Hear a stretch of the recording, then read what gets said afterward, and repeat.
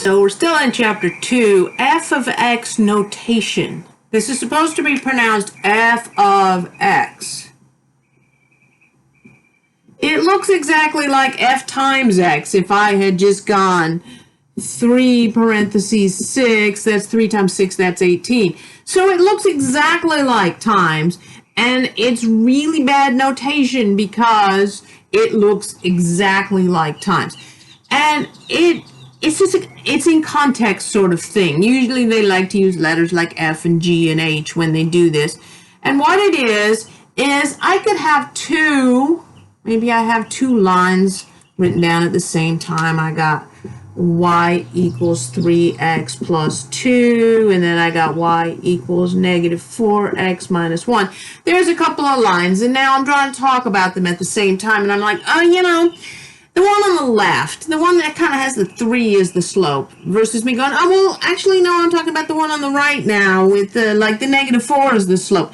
They're really hard to describe, so I'm just going to go ahead and give them names. I'm going to call this one F and this one G. And now, if I'm talking about, okay, the line on the left, I don't have to say the line on the left. I can just go, okay, F. You take F and you do this, this, and this. Then you take G and you do this, this, and this. Oh, that's great. Okay, get that. But all of a sudden, there's this parentheses. And then they put that on there. It's still a function f, but all of a sudden they put this of x on there. Okay, f of x. All that's saying is f is a function of x. It's telling me the variable is x. Like, I didn't know that. I mean, it's right there. There's the variable right there. It was x. I already knew that. They really didn't need to have to do that. They had to said, well, this one is f of x, and this one is g of x. And then that's how they're using the notation. The of x, for the most part, just completely ignore it. This is f, that's g. It's on there. You write it on there, but you don't do anything with it. Don't multiply any extra x's in. Okay. So now to do these problems, evaluate this when x is negative 2. If I had just said y equals that plug in x equals negative 2, you would have done the right thing. It's not that the problem's difficult, it's the notation is just incomprehensible.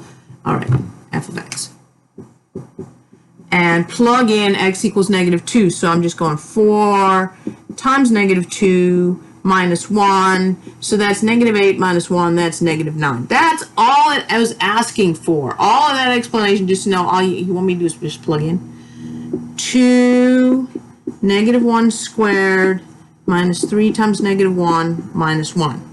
Okay, negative 1 squared, it's the whole thing x. All of x is getting squared, so the negative is getting squared too. Negative times negative, 1 times 1.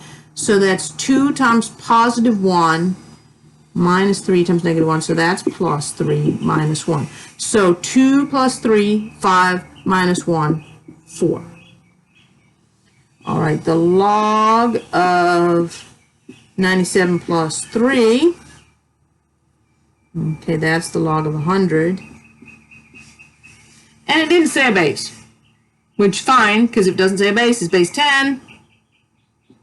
And I got a base 10 button on my calculator.